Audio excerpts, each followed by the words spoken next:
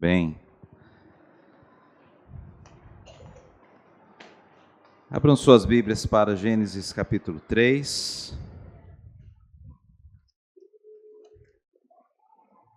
Gênesis capítulo 3, de 1 a 8.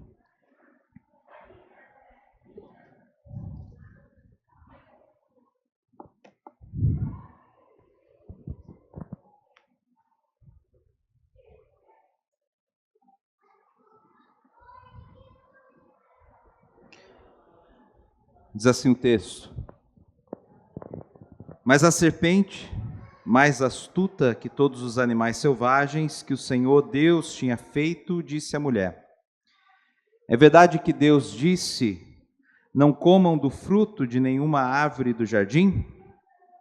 A mulher respondeu à serpente: Do fruto das árvores do jardim podemos comer, mas do fruto da árvore que está no meio do jardim, Deus disse: Vocês não devem comer dele, nem tocar nele, para que não venham a morrer. Então a serpente disse à mulher: É certo que vocês não morrerão, porque Deus sabe que no dia em que dele comerem, os olhos de vocês se abrirão, e como Deus, vocês serão conhecedores do bem e do mal.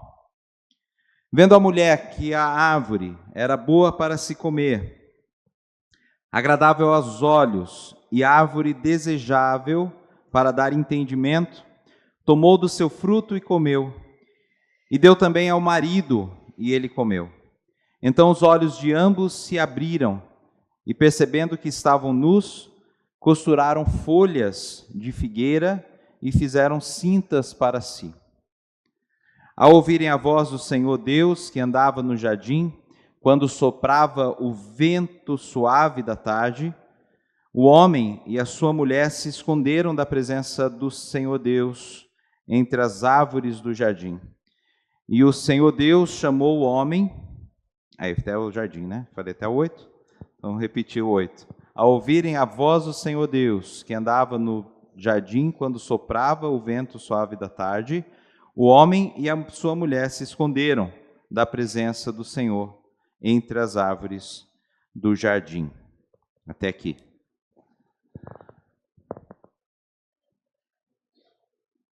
Havia dito semana passada que o Éden era um lugar especial, um paraíso, o jardim das delícias. O Éden é um lugar ideal, e lá era um lugar ideal, ou depende do ponto de vista, né? Lá havia liberdade, prazer, delícia sem igual, água abundante, formosura, temperatura agradável, bosques com frutas maravilhosas, abrigo, deleite, harmonia do trabalho e descanso, e etc. Logo, não havia fome, não havia cansaço, não havia sede, não havia angústia, conflito de pensamentos, discussão, qualquer sentimento ruim. Somente imperava o bem e o bom. Eu usei essa frase semana passada, repetindo ela como introdução, porque cabe bem na introdução de hoje. O jardim seria um lugar que, se você hoje, na sua condição, fosse para lá, e eu digo nessa condição nossa natural, né, de homem, não de homem transformado em Cristo Jesus, ou o céu pós-morte, né, ou vida pós-morte, melhor dizendo, você com certeza, conhecendo a terra do jeito que ela é hoje, conhecendo a situação de hoje do mundo, o que você sofre, aquilo que você vê hoje, e tivesse oportunidade de entrar nesse jardim, você de maneira alguma iria querer sair de lá, né? Não ia de maneira alguma pensar em sair de lá, só ia dizer ao Senhor: Senhor, o que eu tenho que fazer? O que eu preciso fazer para ficar aqui eternamente com o Senhor? né? E essa era a condição do homem, condição de Adão. Nós vimos também semana passada que Deus deu ao homem o melhor ambiente, a melhor auxiliadora e a melhor condição de vida para o desenvolvimento de uma perfeita adoração. Uma adoração em comunhão e glória com o Criador. Porém, o pecado trouxe a separação do homem da presença de Deus. E é exatamente isso que veremos hoje. Esse infortúnio humano que é o pecado. E nós vamos ver aqui, em primeiro lugar, a serpente e o diálogo da mentira, dos versículos de 1 a 5. Acompanhem novamente comigo.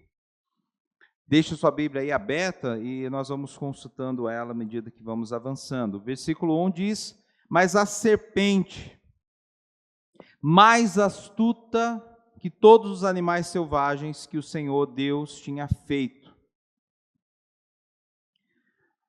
Eu já ouvi muitas coisas, li também. Essa semana tive consultando alguns teólogos, né, e alguns até mesmo podcasts ou algumas lições virtuais, né, pelo YouTube, e ouvi coisas bem diferentes, né? Por exemplo, dizendo que a serpente era uma espécie de um querubim, né? E até a origem da palavra querubim é uma serpente alada, e dizendo dessas formas, né? E que os Éden estaria em uma condição de um espaço entre o céu e a terra, um lugar onde ali se manifestava tanto as coisas espirituais como as naturais. Mas, como nós temos aprendido, na exposição bíblica nós não podemos ir para esse lado, porque o texto não diz isso.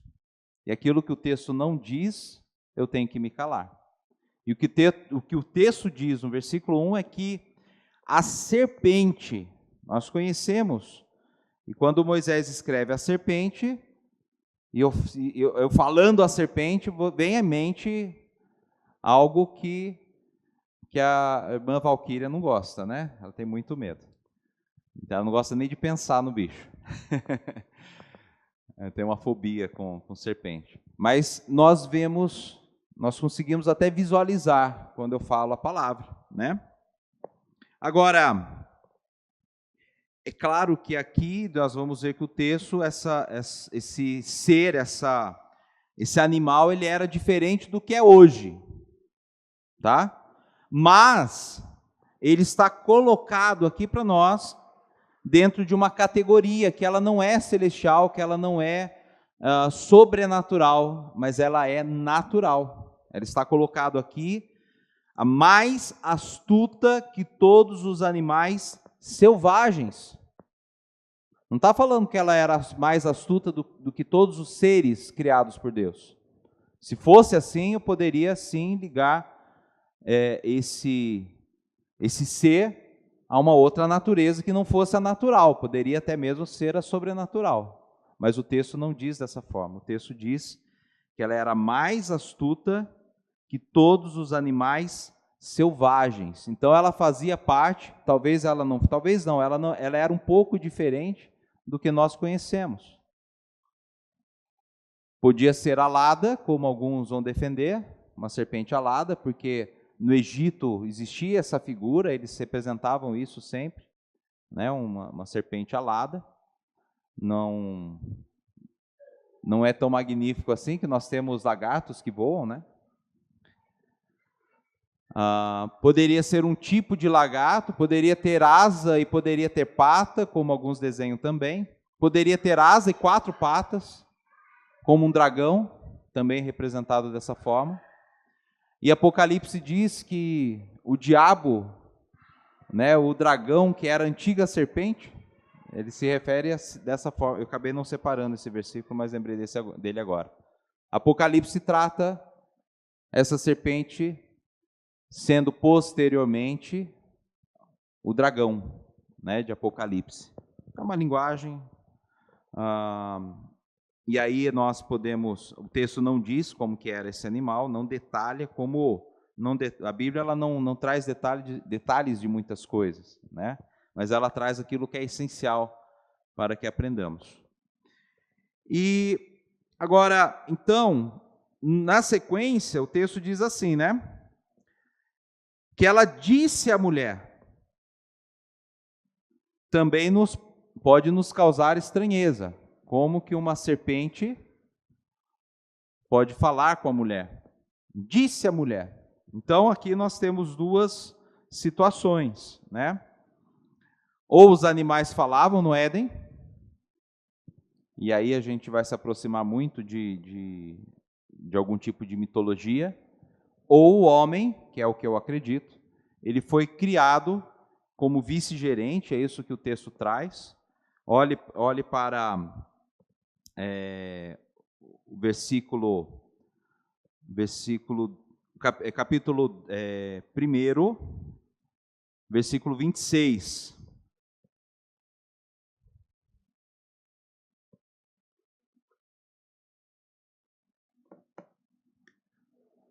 Capítulo 26 diz assim: façamos o ser humano a nossa imagem, conforme a nossa semelhança. Tenha ele domínio sobre os peixes do mar, sobre as aves dos céus, sobre os animais domésticos, sobre toda a terra e sobre todos os animais que rastejam pela terra. Deus criou o homem, e o 27 vai dizer que criou o ser humano, a sua imagem, a imagem de Deus os criou, homem e mulher os criou, né?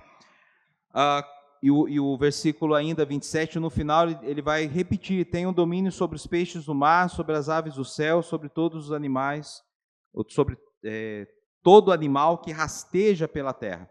Deus deu ao homem o domínio sobre os animais. Deus criou o homem e colocou, ele plantou um jardim, e colocou esse homem, depois que criou, nesse jardim. Um lugar aonde ele virou ali o vice-gerente de Deus. Ele estava gerenciando as coisas de Deus. Deus ordenou a ele algumas coisas. O capítulo 2, no versículo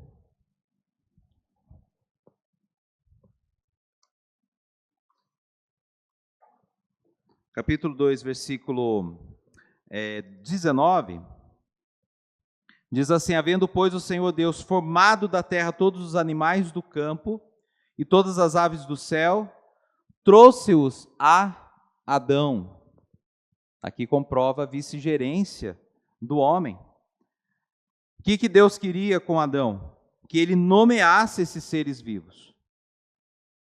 Então, ele reconhecia os animais, ele conhecia os animais, e para mim, e o texto leva muito bem a entender isso, nessa vice-gerência, Deus atribuiu ao homem a condição dele se comunicar com esses animais. Se ele foi criado para dominar os animais, ter domínio, ser vice-gerente, Deus atribuiu esse dom ao homem, inicialmente, antes do pecado. O dom de se comunicar com a natureza, o dom de se comunicar com aquele ecossistema a qual ele estava, a qual ele fazia parte agora, onde ele tinha sido colocado. Então não é de estranhar que a cobra falou a Eva. É lógico que eu não acredito que ela tenha falado da maneira como nós ouvimos o outro falando conosco, mas a cobra se comunicou com a Eva. Agora, a serpente, ela foi manipulada pelo inimigo. É assim que nós cremos. O texto não diz isso? Não diz isso. O texto não fala que o Satanás entrou na cobra, que Satanás dominou a cobra, que Satanás interagiu através da cobra. Não fala, o texto não fala. Mas há alguém que fez essas coisas que fala. né? João, abra comigo João, capítulo 8, versículo 44. João 8, 44.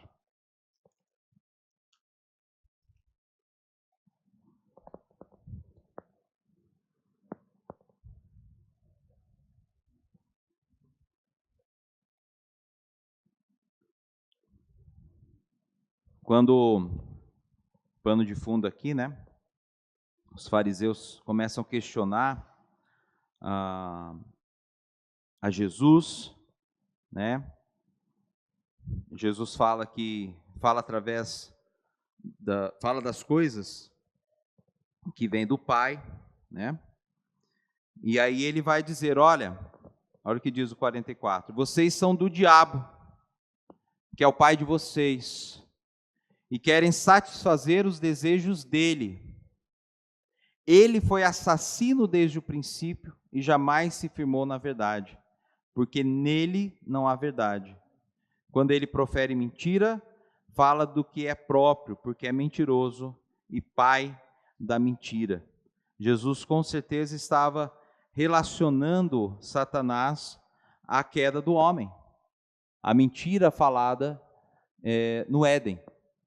Então, quando a serpente fala com a mulher, ela vai ser influenciada, assim que eu creio que ela é influenciada pelo inimigo, por Satanás. E ela começa o diálogo com a Eva dessa forma: é verdade que Deus disse, não comam do fruto de nenhuma árvore do jardim? É verdade que Deus disse? Então, o que ela coloca aqui? Ela coloca dúvida no coração da mulher.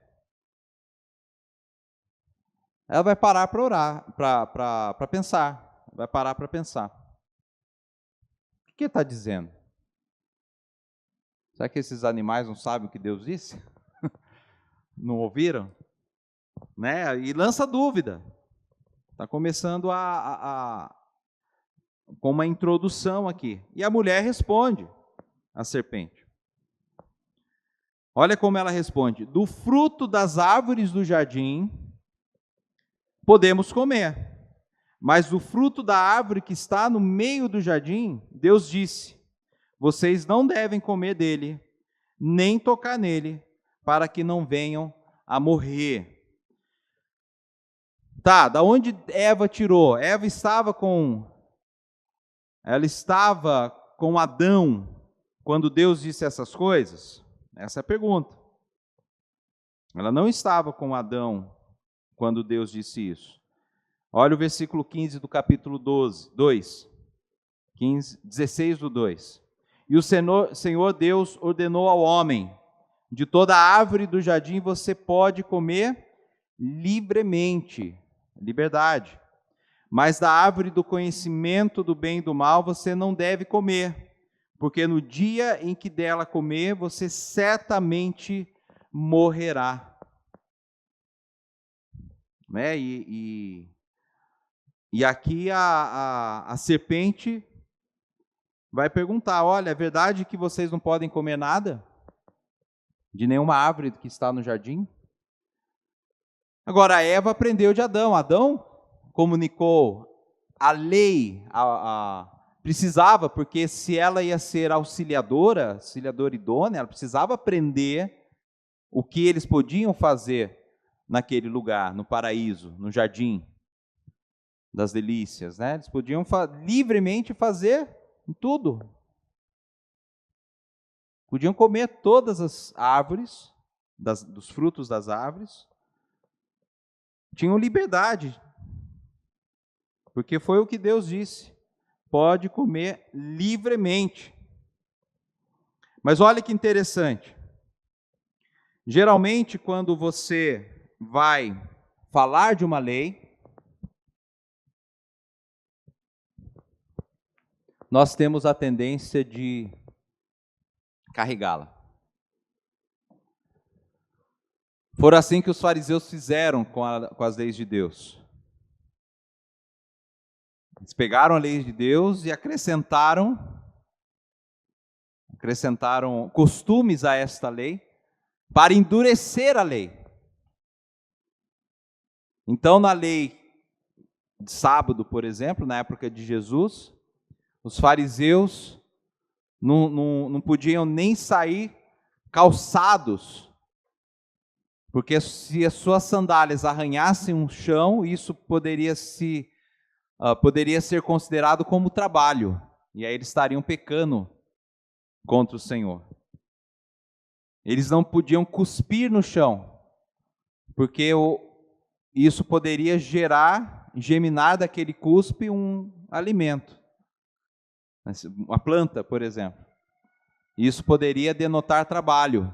Olha só que isso é chamado de legalismo, quando nós acrescentamos algo à palavra de Deus. Muitas igrejas no passado pesavam os membros com o chamado usos e costumes. Então você tinha que manter o cabelo de tal forma, tinha que usar uma roupa de certa forma. As mulheres não podiam vestir calças, os homens não, tinha que andar de terno e coisas assim. Isso é legalismo. Legalismo é quando nós pesamos na palavra de Deus. A maior dificuldade para você andar é andar na linha correta daquilo que Deus diz através da sua palavra, sem peso da lei e sem também o liberalismo. Nós vamos ver aqui o que a serpente estava fazendo. Então, olha só, a mulher ela responde algo aqui que denota um legalismo. Ela diz assim, Deus disse, vocês não devem comer dele, nem tocar nele. Esse nem tocar nele não foi Deus que disse. Pode ter sido Adão, né? Na brincadeira a gente fala assim, olha Eva, tá vendo aquela árvore ali? Não passe nem perto, nem toque nela. Porque Deus disse que se um dia a gente comer dessa árvore, nós morreremos. Então pode ter sido passado de uma maneira de preservar a lei, pode ter sido passado por Adão, esse tipo de situação. Não passa de largo, chega nem perto, nem toque, né?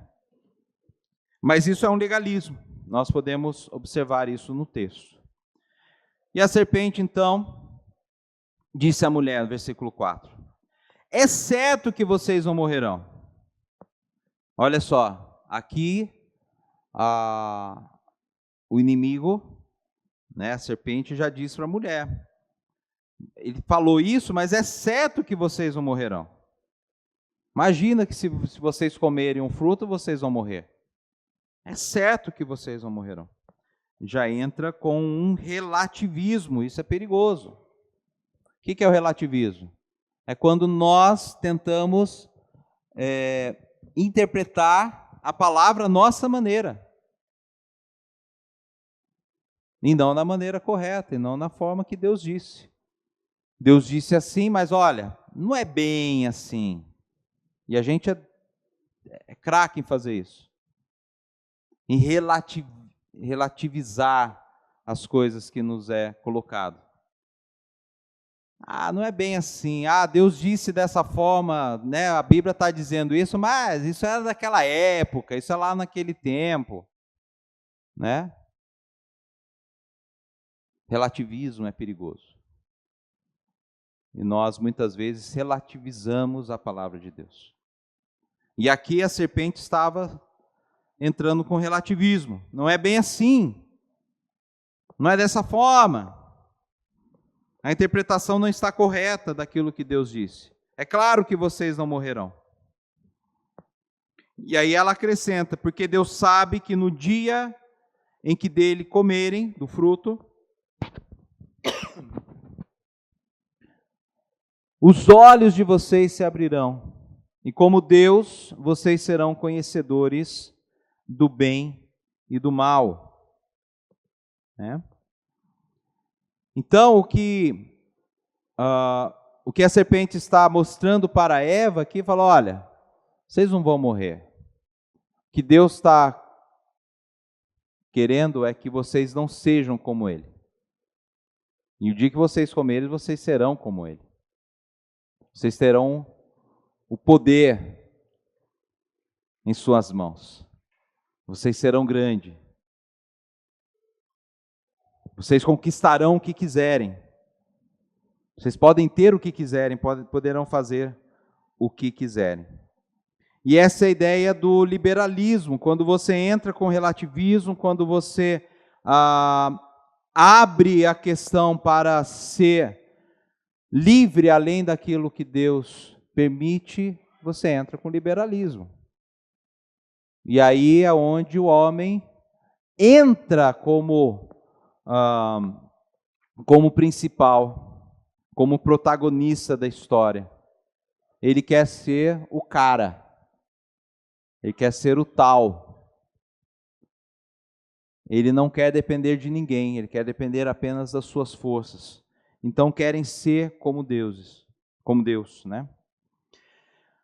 E a partir no versículo 6, principalmente, nós vamos ver aqui níveis de tentação. Como que Satanás, ele nos tenta até hoje. Existe um padrão de tentação. Existe um padrão aonde nós somos enredados por Satanás. Abram comigo em 1 João capítulo 2, versículo 16. 1 João 2, versículo 16. O versículo 15 diz, não ame o mundo, nem as coisas que há no mundo. Se alguém amar o mundo, o amor do Pai não está nele. Então começa por aí, não devemos ter amor às coisas do mundo, né? E o 16 diz assim, porque tudo o que há no mundo, e aí ele vai falar de concupiscência. Os desejos da carne, a concupiscência da carne. Os desejos dos olhos, a concupiscência dos olhos. E a soberba da vida. Não procede do Pai, mas procede do mundo.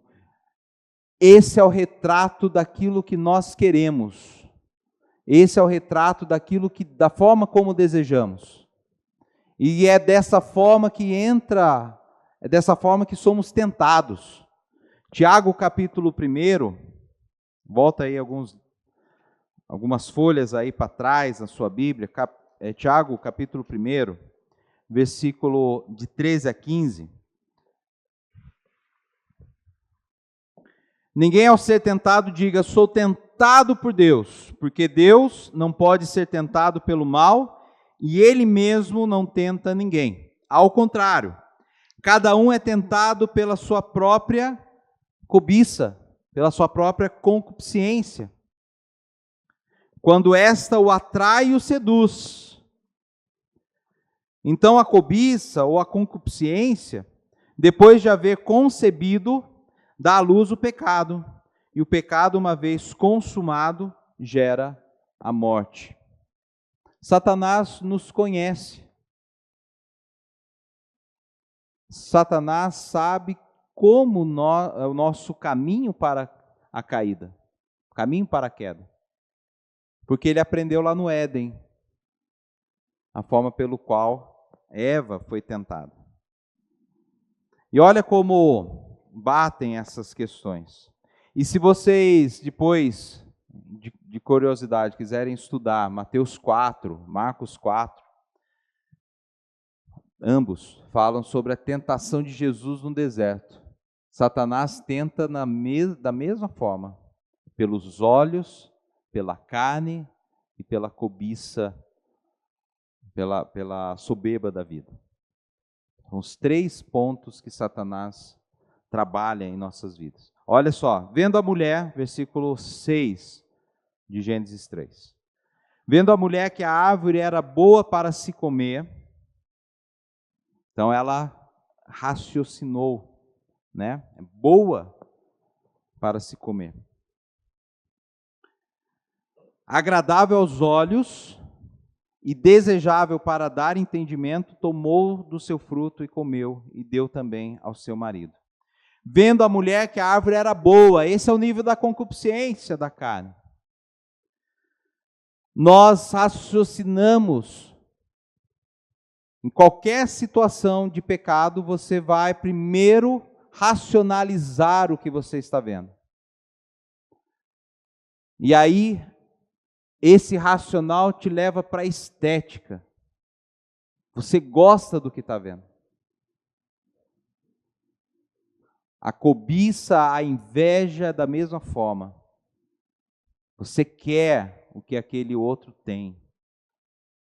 Começa pela estética. Porque é legal, porque é bom. De repente você cobiça um carro do vizinho. Você fala, mas que carro é bom. Quero aquele carro. Mas você não tem dinheiro para comprar aquele carro.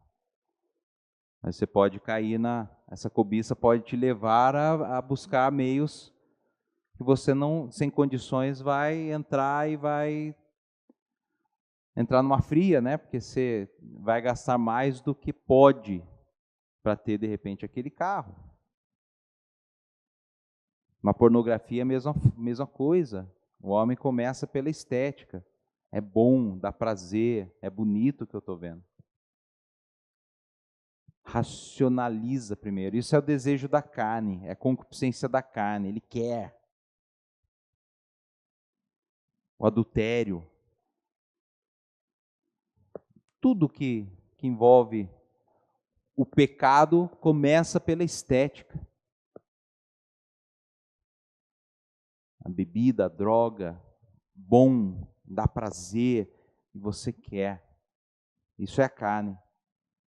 O nível do coração e da mente trabalhando juntos. Isso é bom, isso é bacana, é legal, né? Então a mulher, ela olhou para aquela situação, né, e observou que aquele fruto ele deveria ser bom para comer, deveria dar prazer ao comer. Nossa, deve ser suculento, deve ser algo agradável. E não só racionalizou isso, mas com os olhos contemplou. Os nossos olhos contemplam as coisas que o nosso coração quer e deseja. Por isso que eu falo, acho que aquela árvore nem era tão bonita. O fruto eu acho que não era nem tão bonito. Mas quando o diabo, né, o inimigo, mostrou a forma pelo qual o homem viu, a mulher viu aquele fruto, aquilo passou a ser bonito. Aquilo passou a ser desejável. Aquilo passou a ser gostoso.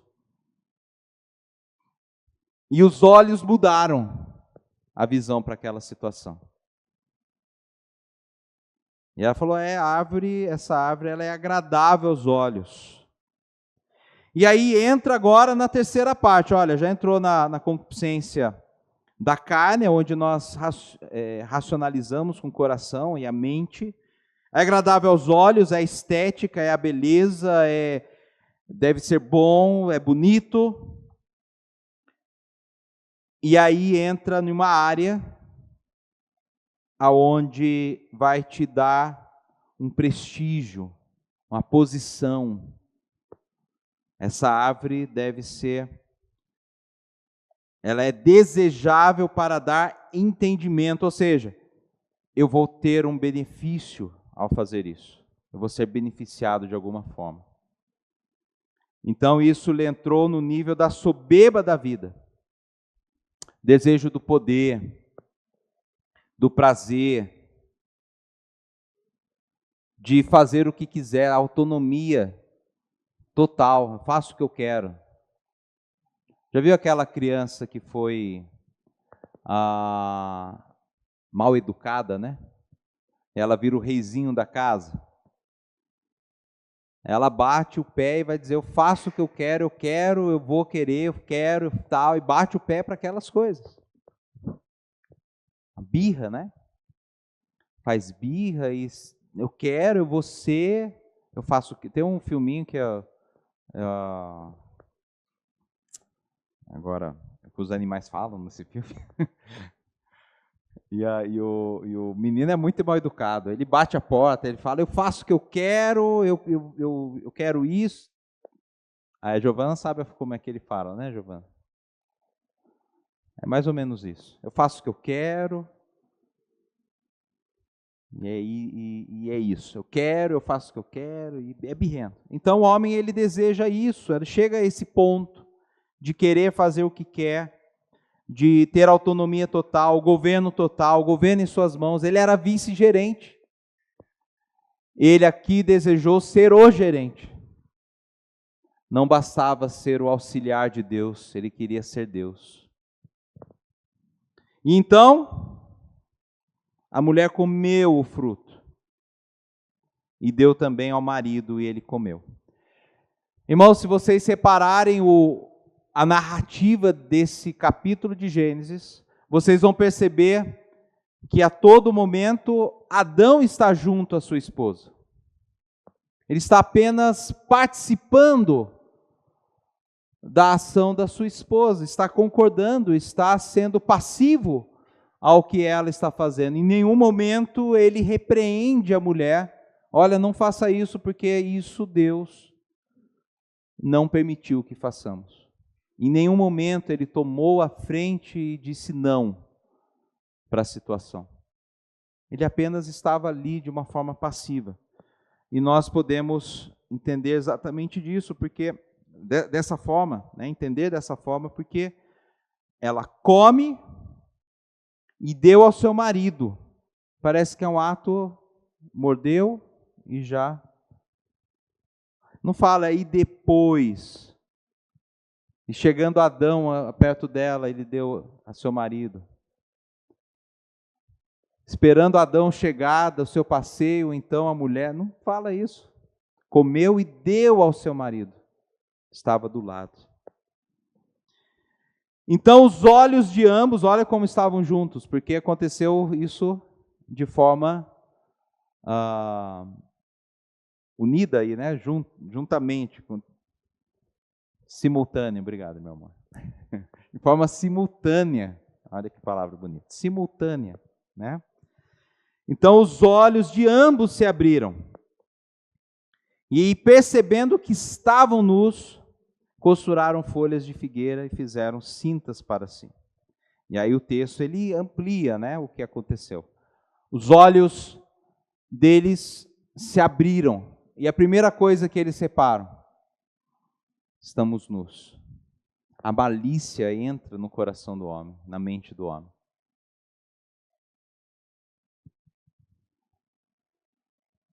Da forma que Deus fez é vergonhoso. Eles tiveram vergonha. A primeira coisa que nós vamos reparar no estado do homem é essa vergonha.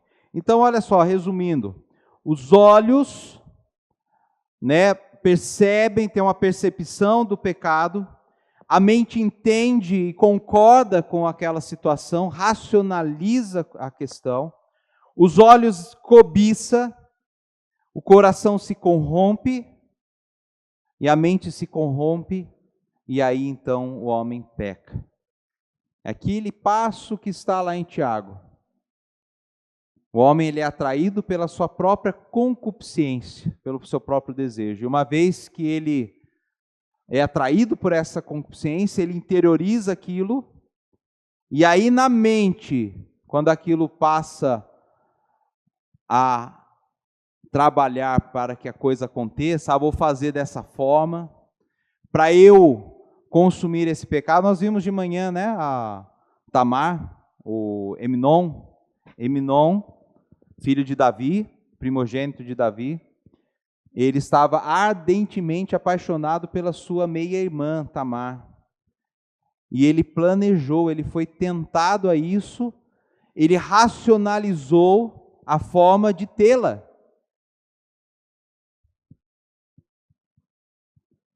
Ele na sua mente trabalhou que os outros reinos, isso era comum, nos outros reinados, entre os filhos dos reis, era comum irmão casar com irmã, o pai casar com a filha, a mãe casar com o filho. o incesto nos reinados fora de Israel, isso era comum. E como ele estava ardentemente apaixonado pela sua irmã, ele racionalizou isso. Lá fora isso é comum. Mas ele ficou lutando, e aí teve ajuda, né, do Satanás, do amigo dele, que foi e arrumou deu um conselho para que ele se fingisse de doente, para que ele chamasse o pai, para que o pai permitisse que a irmã fosse cozinhasse ali o bolo para ele, e aí fosse dar o bolo para ele. E assim, foi um plano. Então, quando o homem ele é atraído pela sua consciência, ele planeja, ele traz isso para sua mente, e ele vê meios de burlar, de fingir, de manipular as coisas, a fim de que ele tenha e ele consiga aquilo que ele está desejando. Do 7 ao 12, então, nós vamos falar da realidade desastrosa, que é a queda do homem. Nós temos aqui, então, alguns passos que nós podemos entender, que podemos chamar da drama da culpa. A realidade do pecado e o drama da culpa, que gera depois, nós vimos lá em Tiago, uma vez que concebido isso, gera morte. Primeira coisa que nós deparamos quando os olhos foram abertos é a vergonha. Eles estavam nus e se envergonharam. Então, depois de desobedecer, de pecar, o primeiro sentimento que vem na nossa cabeça, na nossa mente, é a vergonha, que é o sentimento de culpa, é o drama da culpa, é a vergonha. Eles estavam o tempo todo nus, não se envergonhavam, diz o texto lá no 25, 2:25. Ora, um outro homem e sua mulher estavam nus e não se envergonhavam. A primeira coisa que acontece com eles é vergonha. Estamos nus. E aí eles correm costurar folhas de figueira para fazer cintas, né? Como os índios, tangas, aquelas tangas de folha de figueira. E eles cobriram ali a sua vergonha. O que nós vamos ver também é que, versículo 8, ao ouvirem a voz do Senhor Deus, que andava no jardim quando soprava o vento suave da tarde, o homem e sua mulher se esconderam da presença do Senhor entre as árvores do jardim. Eu falei que era até o 8, mas é até o 12, né? Que eu tinha. Bom, eu marquei até o 8 aqui, mas é até o 12, tá, irmãos? A gente vai até o 12. Eu não sei por que eu parei no 8 lá no começo. Mas vamos lá. A gente continua aqui. Andava no jardim quando soprava o vento da tarde. O homem e a sua mulher se esconderam da presença de Deus entre as árvores do jardim. E o Senhor Deus chamou o homem e perguntou: onde você está? E ele respondeu: ouvi a tua voz no jardim, e porque estava nu, tive medo e me escondi.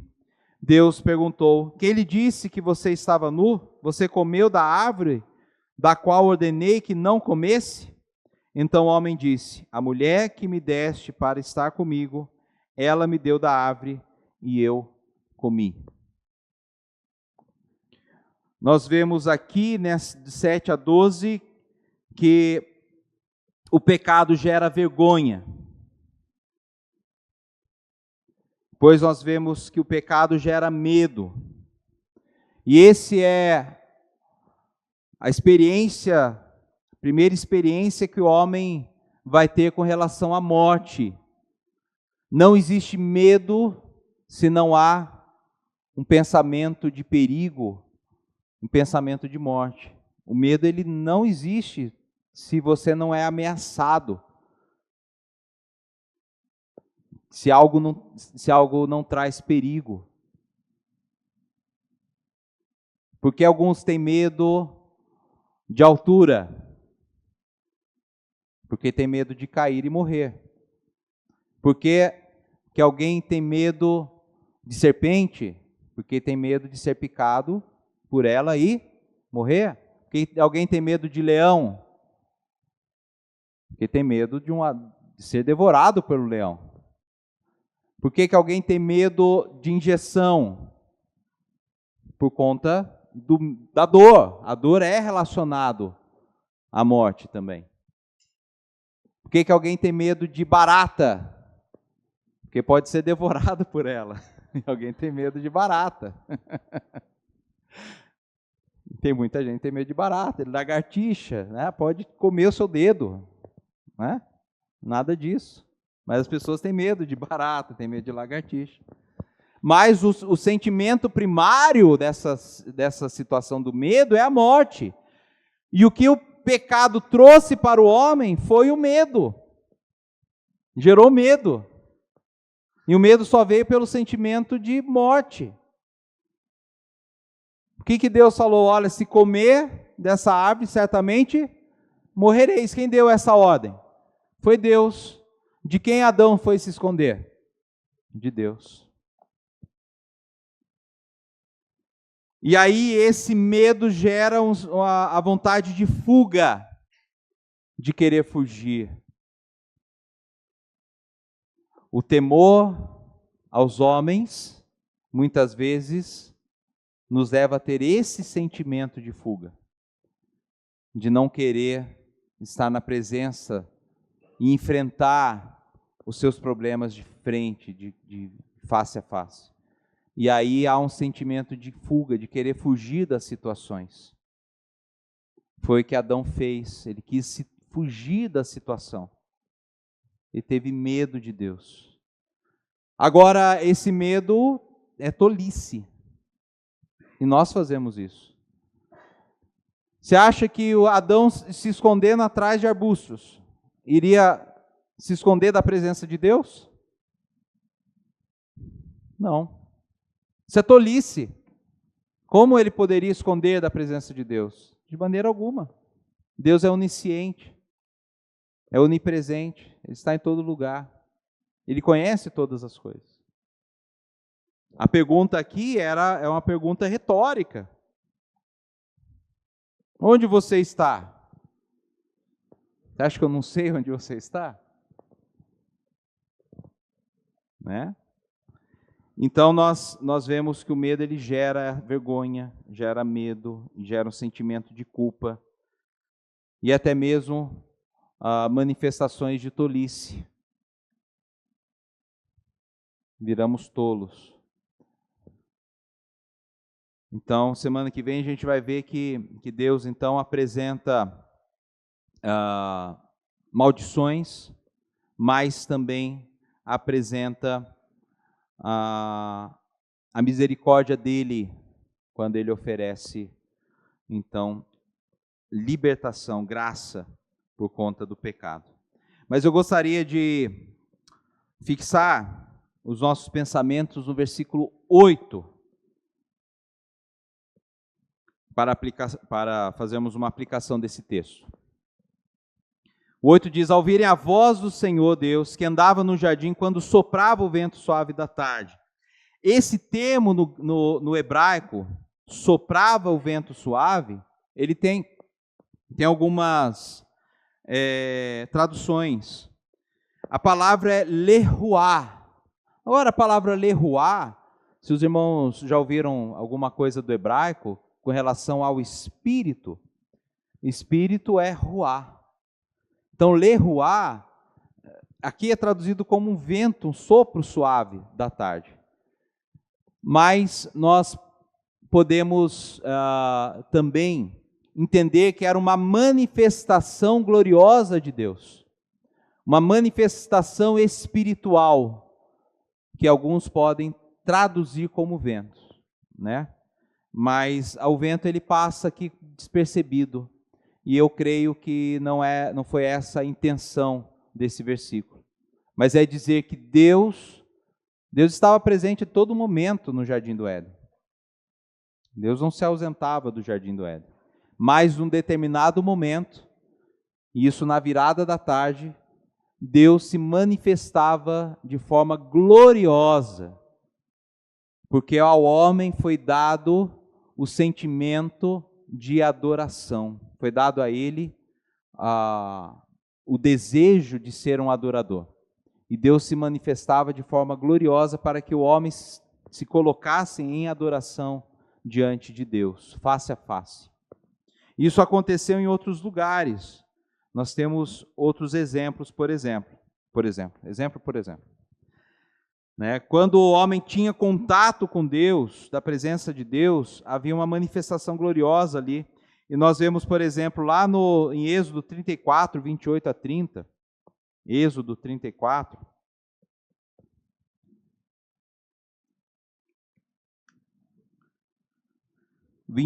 ele diz assim: Moisés esteve ali com o Senhor 40 dias e 40 noites, não comeu pão, nem bebeu água, e escreveu nas tábuas as palavras da aliança, as 10 palavras.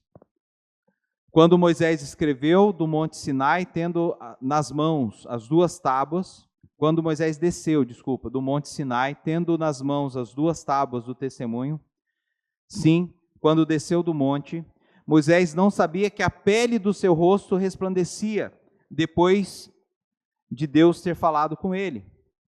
Quando Arão e todos os filhos de Israel olharam para Moisés, eis que a pele do seu rosto resplandecia, e ficaram com medo de chegar perto dele. Eu creio, meus irmãos, que nessa virada da tarde, Deus se manifestava de forma gloriosa, face a face com o homem.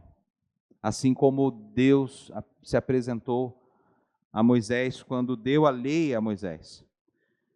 E bem provável que até o homem poderia ter esse mesmo brilho na pele. E quando eles pecaram, ele perdeu, na queda perdeu essa presença de Deus, essa glória que Deus, essa glória de Deus, né? E eles quiseram se esconder da presença de Deus pela vergonha de estarem nessa forma. É assim que o texto parece nos mostrar, né? Agora, o que havia então, que são os aspectos de adoração no Éden? Primeiro, a presença de Deus, como eu li agora. Deus, ele se fazia presente face a face. O texto aqui, ele nos leva a entender que o homem via a face de Deus, né? Tinha o contato face a face com Deus. Ele perdeu isso no aspecto da adoração do Éden, quando pecou. O que mais havia no Éden? Havia diálogo entre o homem e o Senhor. O homem, ele conversava com Deus. Deus trazia os animais para ele dar nome, trouxe Eva para ele. Então Deus conversava, havia diálogo entre o homem e Deus. Tanto é que eles estavam escondidos e ouviram a voz de Deus. Deus se manifestou e estava querendo falar com o homem, né? E Deus falou aqui com ele depois. E também havia uma comunhão harmoniosa, porque não havia limites da natureza do homem com a natureza de Deus. O homem estava nu juntamente com a mulher, ambos não se envergonhavam e eles estavam na presença, nus diante de Deus, da forma que Deus criou. Deus nos criou dessa forma. Não há vergonha alguma. E não deve haver vergonha entre o homem e a mulher. Né? Na intimidade entre o homem e a mulher não há essa vergonha. Né? Não deve ter essa vergonha. Agora,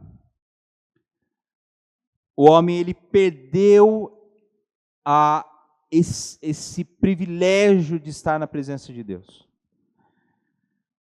Mas o que nós devemos entender é que a ação de Cristo, a redenção de Cristo, nos trouxe novamente a essa condição de adoradores. E é nisso que nós devemos pensar nesta noite.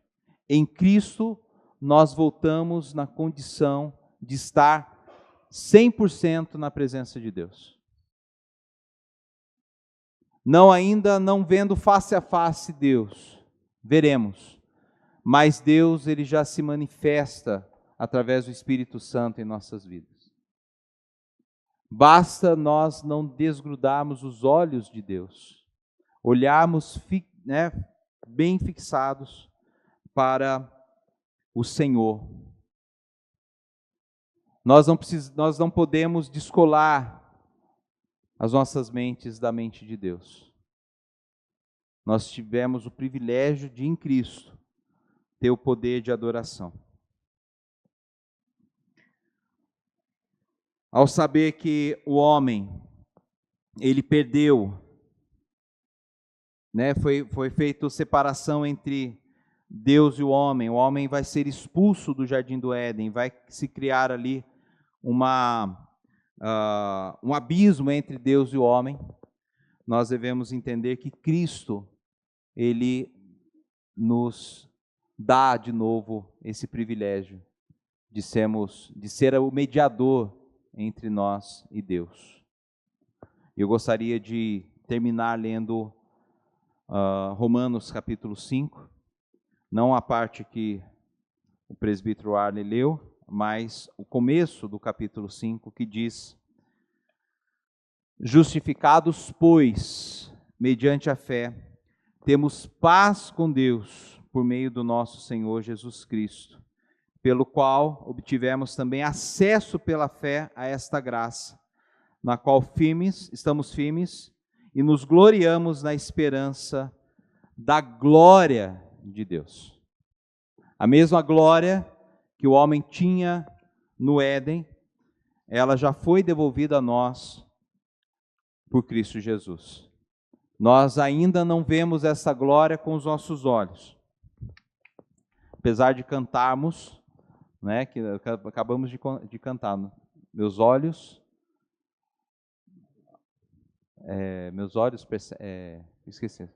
revelam, isso, teus olhos revelam que eu, E nós podemos ter esse acesso ao Senhor pela fé em Cristo Jesus. Vamos orar. Pai querido, nós queremos agradecer, porque a Tua palavra, Deus, ela nos dá esperança de vida eterna, juntamente com o Senhor. Em Cristo Jesus nós temos, ó Deus, a alegria de de andar pela fé e de fé em fé. Temos, ó Deus, a alegria de podermos ser glorificados pelo Senhor e andar contigo de glória em glória. Nós estamos ainda, ó Deus, neste ambiente hostil, este ambiente na presença do pecado. Sermos a todo momento tentados pelo tentador de nossas almas, pelo inimigo de nossas almas, tentando nos fazer cair pelas nossas próprias concupiscências. Mas a Tua palavra diz que o justo andará pela fé.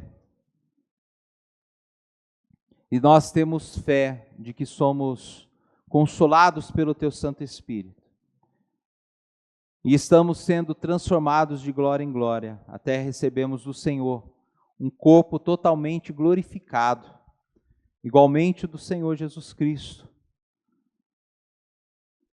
Já em rendição eterna, já em glória, poderemos, ó Deus, comer novamente do fruto da árvore da vida, que é o símbolo da eternidade.